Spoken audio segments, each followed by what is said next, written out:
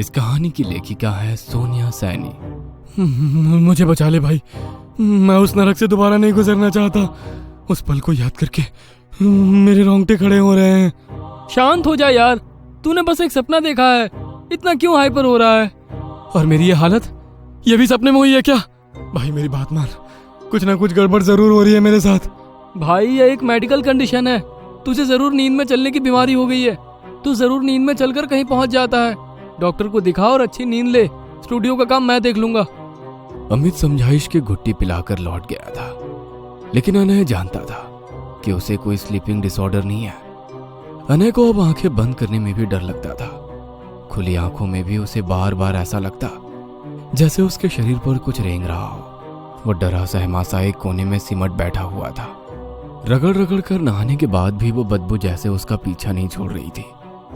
पूरा दिन यूं ही डरते सहमते हुए बीत गया था। रात के 11 बजे का समय था। अनय की आंखें नींद से बोझिल हो रही थी, लेकिन कल रात के बाद से उसे सोने में बहुत डर लग रहा था। अनय किसी भी तरह जागने का प्रयास कर रहा था, फिर भी तकरीबन 1 बजे उसकी आंख लग गई। आंखें बंद करते ही फिर से अनय उसी बदबूदार सीलन और फंफूदी भरी जगह पहुंच गया था। उसके शरीर पर घिनौने कीड़े और छिपकलियां रेंग रहे थे। अनय पागलों की तरह चीख चीख कर उन कीड़ों को खुद से दूर कर रहा होता है कि तभी वो किसी से टकरा जाता है। हड़बड़ाकर अनय ने नजर ऊपर की तो देखा वही 8 फीट लंबी स्त्री भयानक चेहरे के साथ ठीक उसके सामने खड़ी हुई है। अनय के होश फिर से गुम होने लगे और अचानक एक चीख के साथ उसकी आंख खुल गई। अनय डर से हाँफ रहा था। उसकी सांस भी जैसे अटक सी रही थी। बदन पर से कपड़े नोचे हुए थे और पूरे शरीर से गंदी बदबू आ रही थी। नाखून से नोचने के कारण जगह जगह से खून रीस रहा था। डर उसके ऊपर ऐसा हावी हो गया था कि अगले 60 घंटे तक वो अपने कमरे में बिना सोए बिना खाए यूं ही कोने में दुबका बैठा रहा। अब उसे काले कपड़े पहने हुए कोई स्त्री बार बार घर में यहां से वहां आती जाती दिखाई दे रही थी। सो ना पाने के कारण उसकी आंखें काली और गड्ढेदार हो गई थी। बैठे बैठे उसकी पलकें बंद हो रही थी। अनय बिल्कुल बेसुध सा हो गया था। कभी वो यहां वहां खुजलाता तो कभी अचानक से चौंक कर अपने ऊपर से कुछ झटकता, कभी घबरा कर बिस्तर से झांक कर बाहर देखता तो कभी वापस बेड के कोने में आकर सिमट कर बैठ जाता। जागने की लाख कोशिश करने के बाद भी 60 घंटे के बाद नींद के जोर में आकर रात के 3 बजे वह एक तरफ लुढ़क गया था। तभी उसके चेहरे को कोई कोमल सा आंचल छू कर गया। अनय को अपने चेहरे पर नरम मुलायम हाथ का स्पर्श महसूस होने लगा। अगले ही पल एक सुंदर स्त्री उसके आसपास घूमने लगी। वह इतनी खूबसूरत थी कि अनय अपनी आंखें उससे हटा ही नहीं पा रहा था।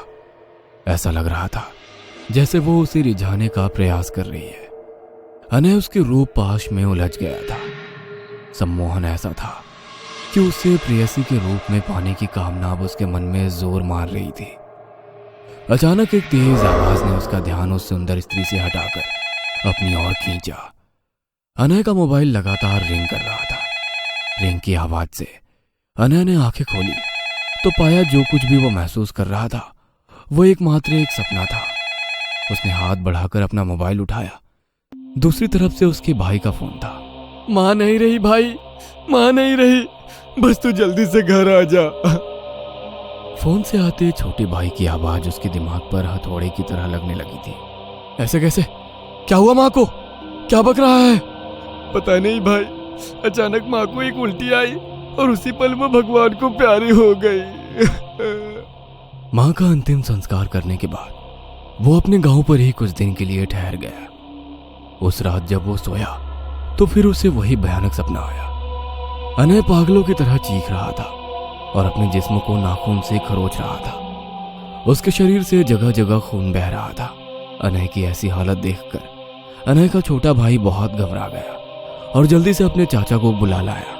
अनय का ये व्यवहार सामान्य नहीं है, कुछ तो हो रहा है इसके साथ। चाचा जी एक गिलास पानी लेकर अनय के मुंह पर फेंकते हैं तो अनय जैसे नींद से जाग जाता है। अपने सामने छोटे भाई और चाचा को देखकर वो फूट फूट कर रोने लगता है।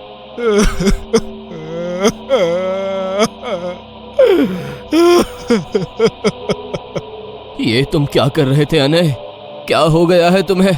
कैसी हालत बना रखी है? चाचा जी की बात सुनकर अनय शमशान घाट से लेकर अभी तक की सारी घटना उन्हें बता देता है। कोई बहुत बड़ी मुसीबत मोल ली है अनय तुमने, और मुझे ये किसी प्रेत का काम नहीं लगता है। शायद हमें उसी अघोरी बाबा के पास जाना होगा, वही इस समस्या का समाधान बता पाएंगे। चाचा जी की बात सुनकर अनय का छोटा भाई अंकुर, चाचा जी और अनय तीनों अघोरी बाबा की तलाश में निकल जाते हैं। काफी पूछताछ करने के बाद अनय को वही अघोरी साधु कुंभ मेला में दिखाई पड़ते हैं। वो रहे, मैं उनके पैर पकड़ लूंगा, माफी मांग लूंगा, बस एक बार सब ठीक कर दे वो। अजय दौड़कर अघोरी बाबा के पास जाता है और हाथ जोड़कर रोने लगता है। मुझे माफ कर दो बाबा, मैंने आपकी साधना, आपकी शक्ति और आपकी बातों का बहुत मजाक बनाया। मैं नहीं जानता था कि वास्तव में ऐसी शक्तियां होती है, इसीलिए उस दिन मैंने आपका शमशान में पीछा किया और कैमरा लगाकर साधना करते हुए आपकी वीडियो रिकॉर्डिंग कर ली। मुझे कुछ भी बताने की जरूरत नहीं है बेटा, मैं सब जानता हूँ और तेरी सूरत देखकर यह भी समझ गया हूँ कि उस दिन के बाद एक रात भी तू चैन से नहीं सो पाया है। जरूर तेरे घर में किसी अपने की मौत भी हुई होगी। बाबा की बात सुनकर अनय के माथे पर पसीना आ गया। बाबा, आपकी एक एक बात बिल्कुल सच है। तो क्या मेरी माँ की मौत भी इसी कारण हुई है? आप मुझे बताइए, ये सब मेरे साथ क्यों हो रहा है और कैसे मुझे इन सब से छुटकारा मिलेगा? तूने डाकनी साधना का मजाक उड़ाया है। हम अघोर पंथियों की सबसे बड़ी साधना है ये। जो डाकनी को साध लेता है, भूत प्रेत तंत्र मंत्र जैसी सारी शक्तियां उसके गुलाम बन जाती है। डाकनी कोई प्रेत नहीं है। शमशान डाकनी एक प्रकार की ऊर्जा का स्वरूप है। साधक को वो स्त्री स्वरूपा दर्शन देती है, लेकिन उसकी सिद्धि का सबसे पहला और अनिवार्य नियम यही है कि इसे एकांत में किया जाता है। साधना करते समय अगर कोई भी आसपास हुआ तो डाकनी उसे आशीर्वाद नहीं, श्राप देती है। मेरी 3 दिनों की साधना को तूने उस दिन वीडियो रिकॉर्ड करके निष्फल कर दिया। मैं अपनी साधना के अंतिम दौर में था। डाकनी मेरे तप से प्रसन्न भी हो गई थी, और जब वो प्रकट हुई तो उसकी नजर तुझ पर पड़ गई। डाकनी सिद्धि में यदि डाकनी प्रसन्न हो जाए तो वो तन मन धन सांसारिक भौतिक हर तरह का सुख ला कर दे सकती है, किंतु यदि साधना के परिणाम स्वरूप उसे क्रोध आ जाए तो उसके क्रोध से कोई नहीं बच सकता है। अब तेरे पीछे शक्तिशाली शमशान डाकनी लगी है। वो तुझे नर्क से भी ज्यादा यातनाएं देगी, डराएगी और समय समय पर रूपवती बाला बनकर रिझाएगी भी।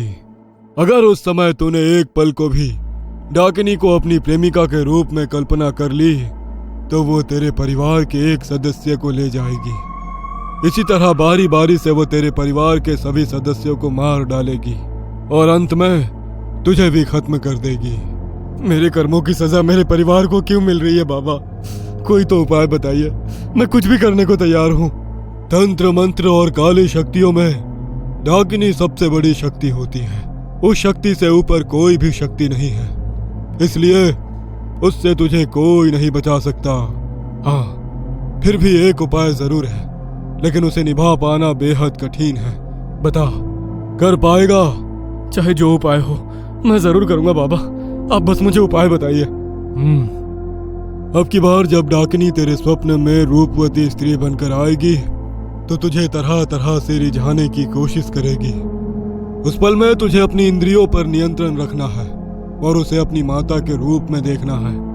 हाथ जोड़कर उनके सामने नतमस्तक हो जाना और कहना, आप मेरे लिए माता समान है। इसके अलावा मेरे मन में आपके लिए और कोई भाव नहीं आ सकते। अगर डाकनी को तेरी बात पर भरोसा हो गया तो शायद वो तुझे छोड़कर चली जाएगी। और हाँ, डाकनी को छलने की भूल मत करना, नहीं तो अंजाम तू जानता है। अनय बाबा को धन्यवाद देते हुए वहां से अपने घर लौट आता है। पिछले कुछ दिनों में उसके साथ जो कुछ भी हुआ था उससे अनय की हिम्मत बिल्कुल टूट सी गई थी। उस रात वो तकरीबन 1 बजे तक जागता रहा।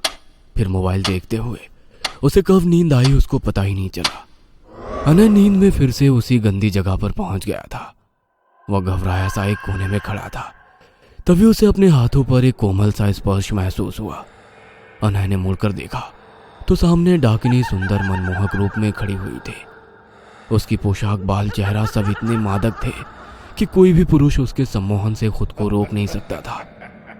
अनय को बाबा की कही बात याद आ गई और उसने तुरंत हाथ जोड़कर उससे निवेदन किया, आप मेरे लिए मेरी माता के समान हैं। आप मुझसे हुई गलती के लिए मुझे क्षमा कर दीजिए। ये क्या कर रहे हो अनय? अब मैं तुम्हारी माता कब से हो गई? अपनी गर्लफ्रेंड को माँ कौन बोलता है? मैं जा रही हूँ। अगर ब्रेकअप ही करना था तो वैसे ही बोल देते। ओह डिम्पल, तुम कब आई? मैं तो सपना देख रहा था। अरे तुम्हें किसने माता कहा? तुम तो मेरी जान हो। कहते हुए अनय ने डिम्पल के कमर में हाथ डाल दिया। अगले ही पल डिम्पल भयानक रूप में बदलने लगी और डाकनी साक्षात अनय के सामने आ गई। ये तेरा इम्तिहान था। तू परीक्षा में विफल हुआ। एक पल के लिए भी तेरे मन से भोग नहीं गया। तू मुझे छलने चला था। इतना कहते ही डाकनी उग्र रूप में आ गई। अपनी आग बरसाती आंखों से उसने अनय की ओर देखा और वहां से गायब हो गई। अगली सुबह एक और मनहूस खबर लेकर आई थी। अनय के छोटे भाई अंकुर की भी रहस्यमयी तरीके से मौत हो गई थी। भाई की मौत की खबर सुनकर अनय कहीं घंटों तक अकेले में बैठा रोता रहा।